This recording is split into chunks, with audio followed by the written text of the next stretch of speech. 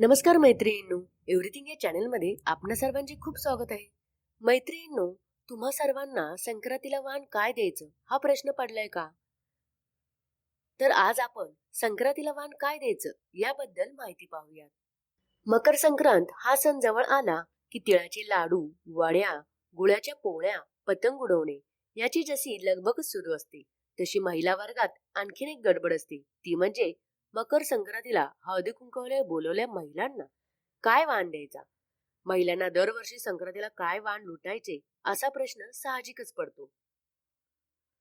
रोजच्या वापरातील एखादी छोटीशी वस्तू देतात, तर कोणी चक्की किराणातील एखादा पदार्थ. इतकेच नाही तर हल्ली एकाहून एक शक्कल लढवून रोजच्या वापरात उपयोगी असे काहीतरी दिले जाते. मात्र तुम्हाला या संक्रांतीला काय वाण द्यायचे असा प्रश्न पडला असेल, तर आम्ही तुमच्यासाठी काही खास पर्याय घेऊन आलो आहोत. अगदी कमीत कमी किमतीत मिळतील अशी पाहूया. चला तर मग आज आपण जाणून घेऊया वाण देण्यासाठी कोणती वस्तू द्यावी. झाडाचे रोप. एखाद्या झाडाचे रोप दिल्याने पर्यावरणास हातभार लागायला मदत होते आणि समोरच्या व्यक्तीकडे कायम तुमची आठवण राहते. यामध्ये तुम्ही गुलाब, मोगरा, शेवंती अशी फुलझाडाची रोपे देऊ शकता किंवा अगदी तुळशीचे रोपेही देऊ शकता. 30 ते 50 रुपयापर्यंत नर्सरीमध्ये हे रोप नक्की मिळतात. त्यामुळे वाण म्हणून देण्यासाठी हा उत्तम उपाय ठरू शकतो. आरसा. स्त्री ही घरातील लक्ष्मी मानली जाते आणि आरसा हे सौंदर्याचे प्रतीक आहे. या आरशात पाहून लक्ष्मी सारखं सौंदर्य लाभावं असा साज शृंगार महिला करतात. तसेच आर्थिक संबंधित समस्या दूर करण्यासाठी घराच्या उत्तर किंवा पूर्व दिशेच्या भिंतीवर आरसा लावावा.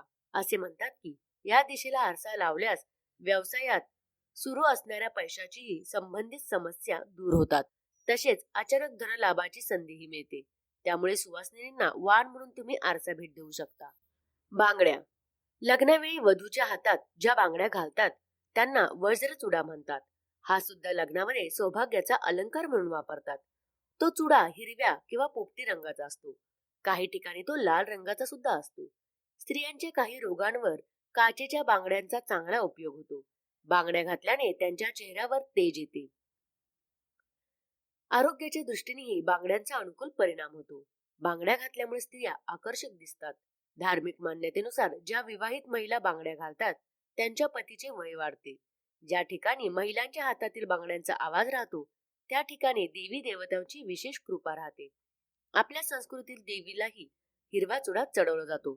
म्हणून तुम्ही सुवासिनींनी बांगड्या भेट देऊ शकता.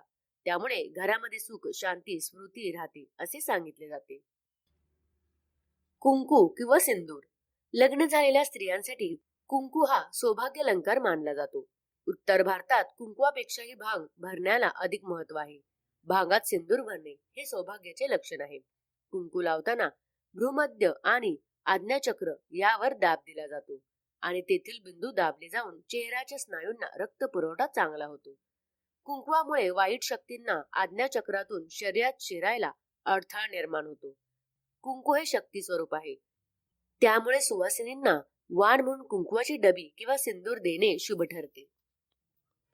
तर मैत्रिणींनो, अशाच प्रकारे तुम्हीही हळदी कुंकवाला छोट्या छोट्या वस्तू वाण म्हणून देऊ शकता.